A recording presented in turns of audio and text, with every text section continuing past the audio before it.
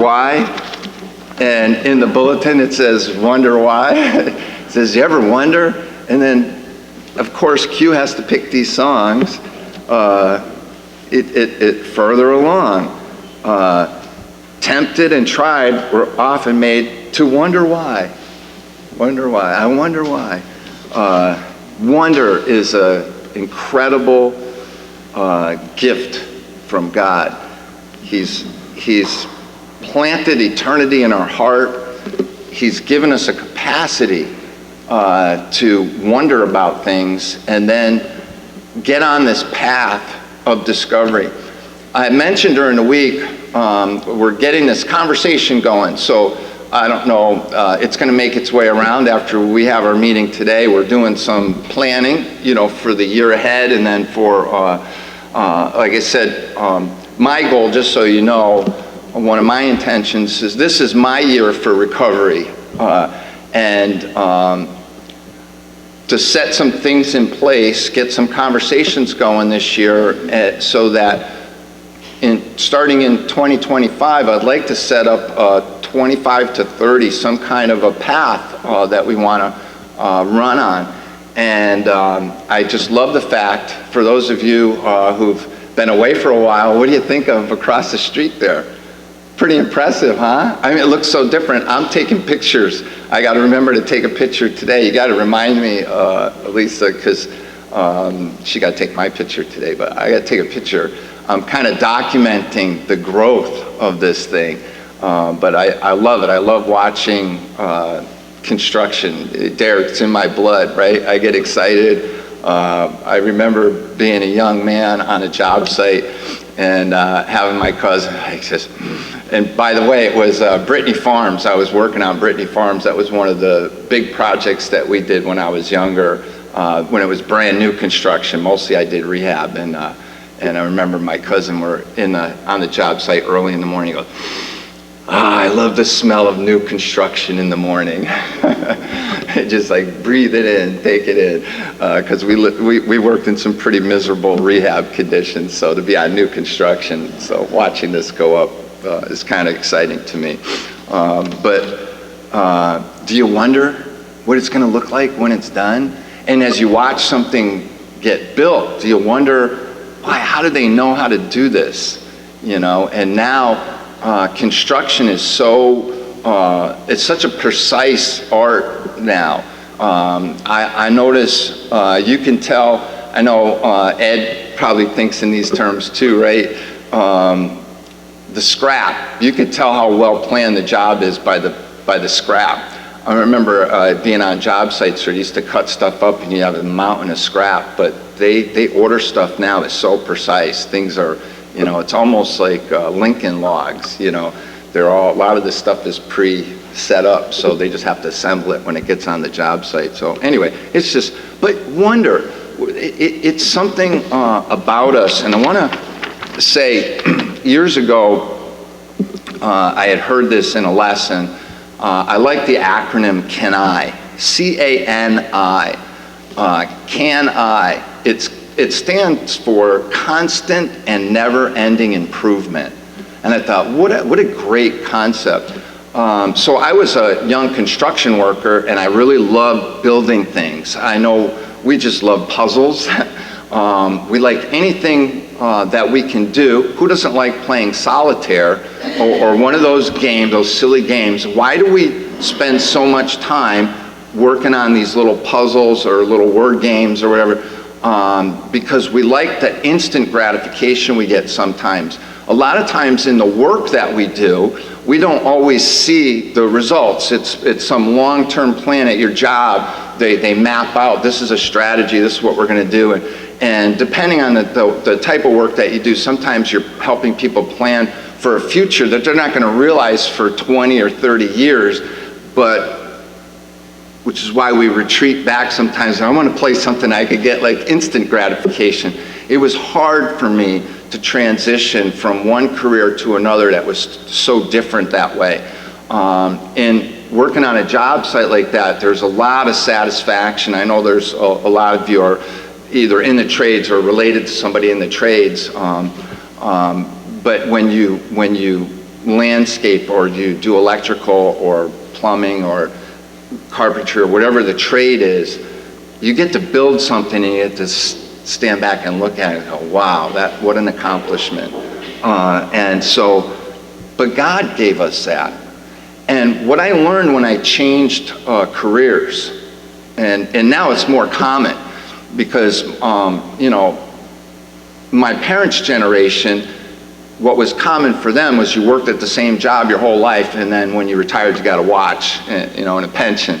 And those days are over, and nowadays people will change careers many times, not just jobs within their career. So when I heard that acronym, Constant Never-Ending Improvement, it was, we were kind of in the 90s setting off on this information age where it was no longer how good you were at something that was going to determine your success. It was how well you could learn and adapt to a changing environment. But what I learned was it was very difficult to get in a learning mode. So to learn something new, it requires an area of the brain that oftentimes for most people shuts down. And until you activate it and get it moving again, we say get the juices flowing, right? So the advice was always stay in a learning mode, because at some point you're going to have to make a career change or do something, and it's hard to get that going again. So my encouragement today in the light of this lesson is, in that context, God created us to be disciples. You know what that means? It means we're students, and we're supposed to be on this path or in the way of discovery. And as we discover, the big word in the Bible here, not a big word, but it's a big word, big Bible word, is understanding. God blesses those who have understanding. What is understanding? Why is it important for us to be on this path to discover new things? We call it enlightenment, but what it ultimately does for us when we understand things, like the song Further Along, we just sang that song, and it's in your bulletin today on the cover, that why are these things happening to me? Why did I just go through hip surgery or knee replacement or cancer treatment or whatever it is? Why me? We ask the question. What understanding brings is peace. It's peace. In the world, you're always going to have trouble. Q is faithful to remind us of that. It's always been this way, right? So it's not so much what happens to you as how you deal with it and what your attitude is going to be toward that. And God has given us an inheritance and a heritage. And so I chose this passage today to kind of highlight. If you look at the text in John chapter 8, remember this was a discussion that was precipitated when Jesus challenged the kind of thinking of the day, and ultimately he was making claims about himself that he's from God. He knows where he's from. And they're saying, well, that can't be. They're wondering about this. And it culminates with Jesus saying, you must eat my flesh and drink my blood. And that's what got this whole thing excited. And they're like, aha, we got him now. This guy's crazy, right? By the way, because for our lesson today, Linda, it's consider. And I was going to do, I like to do things maybe that are easier to remember, like all the same letter, but I didn't do that. I'm breaking the protocol today. It's consider, decide, and abide, just because I like the rhythm of that. Consider, decide, and abide. Because, one of my favorite verses is Isaiah 1:18. And God says, come, let us reason together, which just means consider. Consider this.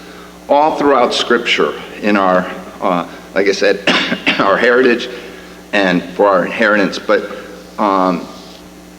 we're to ask questions. And my question this week in our studies and going forward now is, what question did you have concerning God and his word or his son?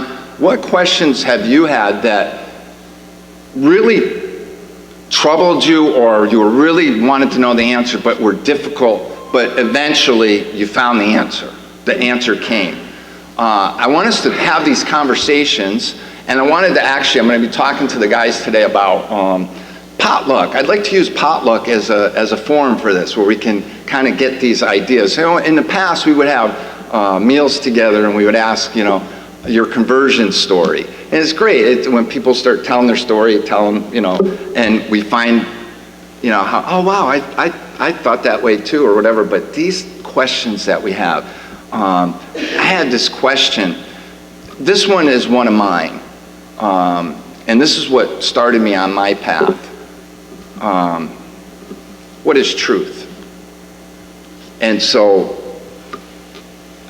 what I came to realize and what motivated me early on was, I realized just because in logic, if then. So if there's no truth, in my mind, I concluded there's hope. There's no point to anything. It's hopeless. And so it drew me to the person of Jesus, who says, I'm the truth. I knew where I came from. Consider this. And so I want to ask you this as we go through this. I want you to think about this.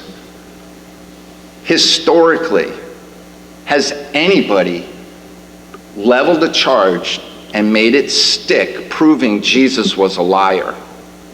You think about that historically, and especially just in your lifetime, just on the periphery, right? If you think of that, nobody ever, we were looking at some of the historic timelines, and one of the terms that came up this week is the Abrahamic. The three major world religions are Abrahamic religions. They all start with Father Abraham. But in those three, nobody ever accused Jesus of being a liar. In fact, they honored him as a prophet. Whether they believed he was God or not was another issue, but nobody ever, historically, nobody's ever leveled a charge that Jesus was a liar. In fact, he's portrayed throughout history as a good and wise teacher. And his teaching is admirable, right? And it's commendable. And yet, you'd have to conclude, if you don't believe him, that he's a liar. So you can't have it both ways. So just kind of consider that. In our text, in John 8:28, it says, so Jesus said to them, when you lifted up the Son of Man, then you will know that I am he, and that I do nothing on my own authority, but speak just as the Father taught me. That on its surface is a pretty profound statement, but he says, and he who sent me is with me. He has not left me alone, for I always do the things that are pleasing to him. So that's John 8:28 and 29. And so my point here is to consider, if we go back to this section where he started this conversation, it's back in verse 12, in John 8:12. And listen, he says, again, Jesus spoke to them saying, I am the light of the world. Whoever follows me will not walk in darkness, but have the light of life. Well, that's a pretty profound statement. That's something, you have to consider that. How can a man make a statement like that? Listen to it again. Jesus says, I am. This is one of the great I ams in the book of John. I am the light of the world. Whoever follows me will not walk in darkness, but will have the light of life. If you skip to verse 14, because they question him about this, they say, you're bearing witness about yourself. In verse 14, he answers them, and he says, even if I do bear witness about myself, my testimony is true. Listen to what he says here. For I know where I came from, and I know where I'm going. But you do not know where I come from or where I'm going. I mean, think about that. Jesus says, I know where I came from and where I'm going. Can you say that about yourself? I mean, that's one of the great wonders. That's one of the great questions that we have. Who am I? How did I get here? Why am I here? What's the purpose, right? But Jesus says, I know who I am. I know where I came from. Isn't that comforting? But again, it's something we need to consider. Jesus is making an emphatic statement. I don't know where I came from. One of the things that I did understand early on in my quest for truth was that I realized, I know this for sure. I did not create myself. Now, I know there's groups out there that teach you did, you just don't remember it. But Jesus says, I know where I come from, and I know where I'm going. And then if you drop down to verse 18, because they continued on this one about, you're bearing, testimony about yourself, and he says, I'm the one who bears witness about myself, and the Father who sent me bears witness about me. One of the things I say over and over again as I study the Word of God and as we study together, the Word of God, say what you want about it. If it's a con game, it's brilliant and it's flawless. I have not found the flaw in it. When we watch movies, I love moviegoers. What do we do? We're kind of like, what's that, MS-3K or whatever, those robot heads that just mock movies when they're playing, right? It's Mystery Science Theater, right? It's silly, stupid stuff. But that's what we do. These guys used to host movie premieres, right? It's kind of like, after so many movies, right, you just like, I know what's coming, I know, right? You start picking out, and that can't happen, because, there's flaws. There's flaws, but they're entertaining. We accept them. But the Word of God is flawless. Jesus says, I bear witness about myself. My testimony is true. And the Father also bears witness about me. And so, he's overcoming their objections to him. But nobody can disprove what he's saying. And he said, well, he seems to have this authority. Because you can't say that about yourself. So what do people do? We wonder about this. So that wonder is considered. Back in Deuteronomy, in Old Testament, I'm going to show you how difficult this is. So we're in good company here. We have a hard time accepting things because we need to reorient our thinking. In Deuteronomy 11, verse 1 through 3. You shall therefore love the Lord your God and keep his charge, his statutes, his rules, and his commandments always. And consider today, since I am not speaking to your children who have not known or seen it, consider the discipline of the Lord your God, his greatness, his mighty hand, and his outstretched arm, his signs and his deeds that he did in Egypt to Pharaoh, the king of Egypt, and to all in this land. The Hebrew writer in Hebrews chapter 3, 1 through 6, he says, therefore, holy brothers, you who share in a heavenly calling, consider Jesus, the apostle and high priest of our confession, who was faithful to him who appointed him, just as Moses also was faithful to God in all God's house. For Jesus has been counted worthy of more glory than Moses, as much more glory as the builder of a house has more glory or more honor than the house itself. Verse 4, for every house is built by someone, but the builder of all things is God. Now Moses was faithful in all God's house as a servant to testify to the things that were to be spoken later. But Christ is faithful over God's house as a son. And watch this. And we are his house, if indeed we hold fast our confidence and our boasting in our hope. Now, the next part of this, and this is where I wanted to contrast Moses here and what was going on there. Back in our text in John chapter 8 now in verse 30, it says, as Jesus was saying these things, many believed him. Well, and this is why I want to hone in on this, because the next heading now would be decide. So we consider this, but then you got to make a decision. So people are hearing what Jesus is saying, and hey, well, what does all this mean? Well, it asks the question, what does this mean? And it kind of gets the juices flowing, right? If I'm in a learning mode, we have some experiences. How is this lining up with our experiences?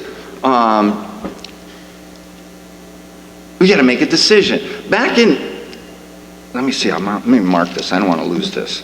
Back in Exodus chapter 4, and we got a class in Exodus during the week, which I probably get way too excited about, right, Marion?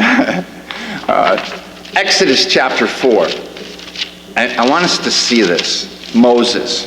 If you remember, Moses gets in a negotiation with God. Moses is called from the burning bush, okay? And basically, you know the story, but basically Moses is like, well, you want me to go back to Egypt, where it came. God says, Moses, you're going to deliver my people out of Egypt. Now we're given a task. We're disciples. We're told to go make disciples, but we want to negotiate with God. You sure you want me? I'm not so sure I'm the guy for the job. I mean, that's a noble cause, God. I commend you for it. But I'm not sure I'm the one. And God's like, okay, listen, I'm going to give you some signs. He says, Moses said, well, what do I tell them when they say, who are you talking to? And he says, well, you tell them I am sent you. Okay, that'll do it. So he gives them a couple of signs, right? He says, put your hand in your cloak, and he takes it out, and he's got leprosy. And he puts it back, right, and it's clean. And then he says, throw down your staff, and the staff turns into a serpent. He goes, there's a couple of good signs, right? So Moses is like, well, I'm impressed. This is my paraphrase version, right? I'm impressed with that. But let the negotiation continue, Moses. But I don't speak real well. It's like, God, I know this is a good cause. And this needs to be done, right? We look at the world. The world's in chaos. It needs light. It needs somebody to go out there and do something. And God says, I choose you. And you're like, well, I don't know if I'm the one. I don't know if I'm up for this. God says, if I tell you you're up for it, you're up for it. Well, I don't speak very well. I'm really not sure still that I'm the right guy. And God gets a little upset. He's getting a little upset with Moses. Again, in my paraphrase version, he says, stop your whining, Moses. I'm not going anywhere else. The buck stops here, we say, right?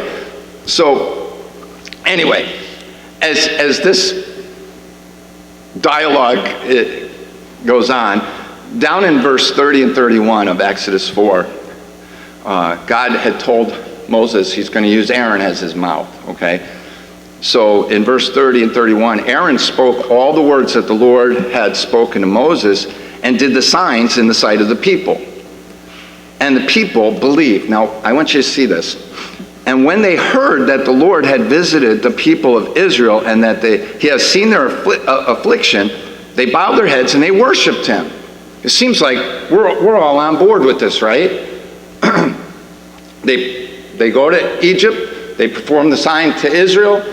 Hey, that's pretty good. God, and I said, remember in class, I said when they got this news, they're like, woohoo, God heard, we're saved, we're out of here. And from that point on, I said, it's a done deal.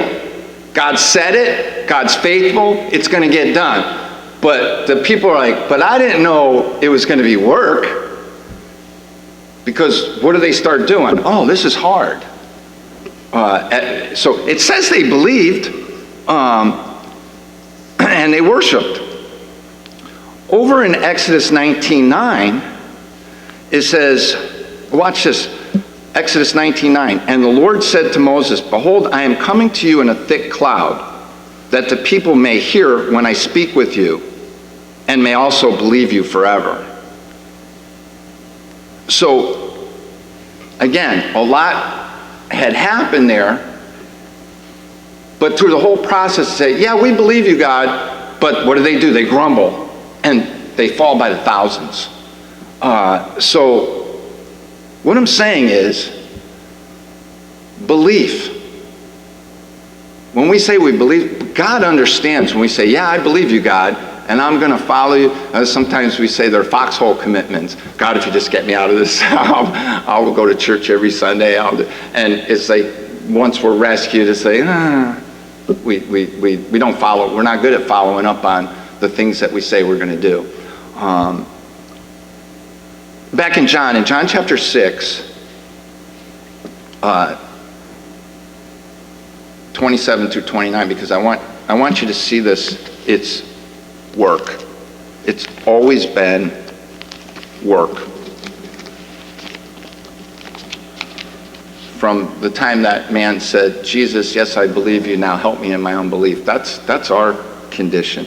John 6, like I said, back when this discussion got started, in 27:29, Jesus said, do not work for food that perishes, but work or for food that endures to eternal life, which the Son of Man will give to you.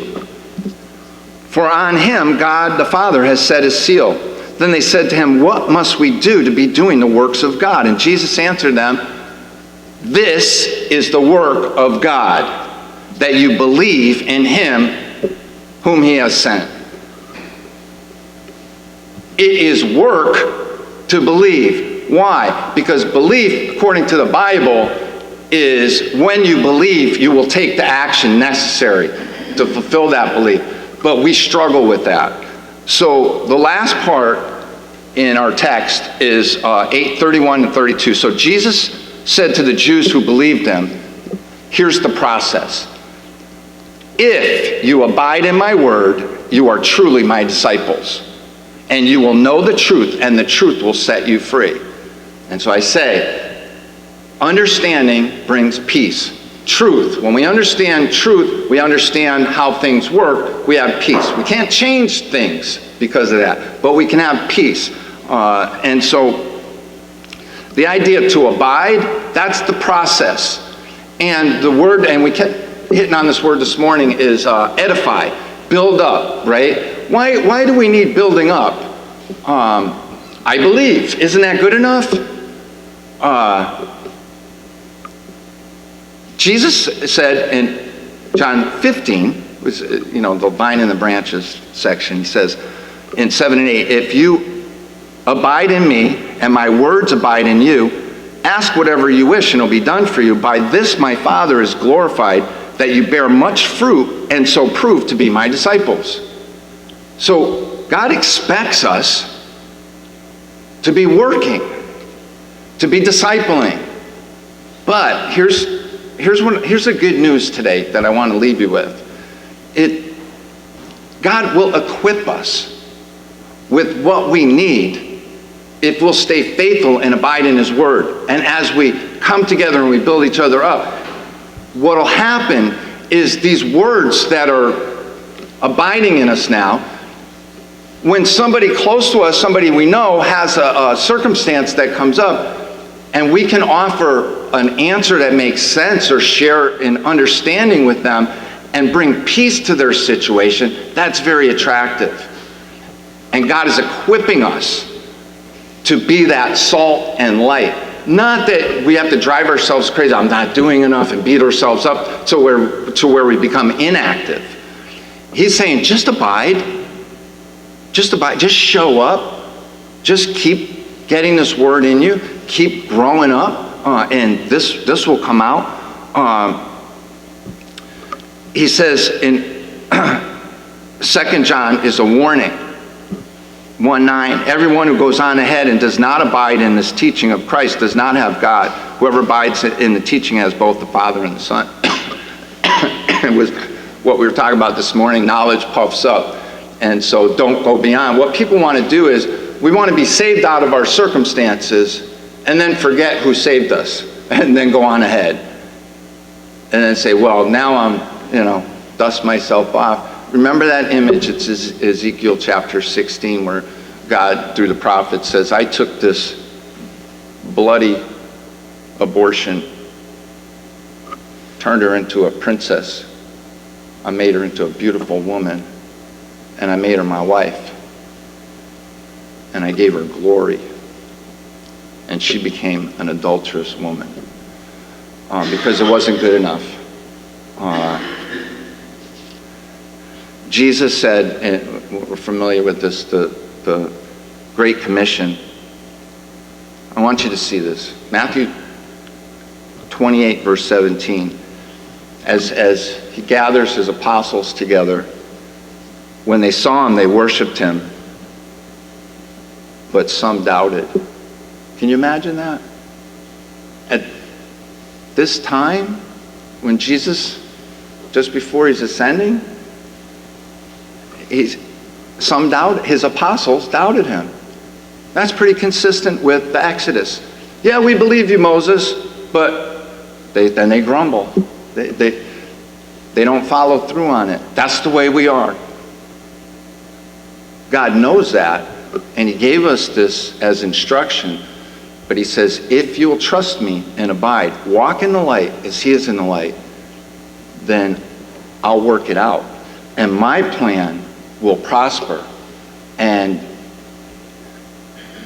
God will use us to his glory if we'll stay and we'll abide. So it's go therefore and make disciples, but it's really as you go, make disciples. In your going, make disciples. But you got to be a disciple to make disciples.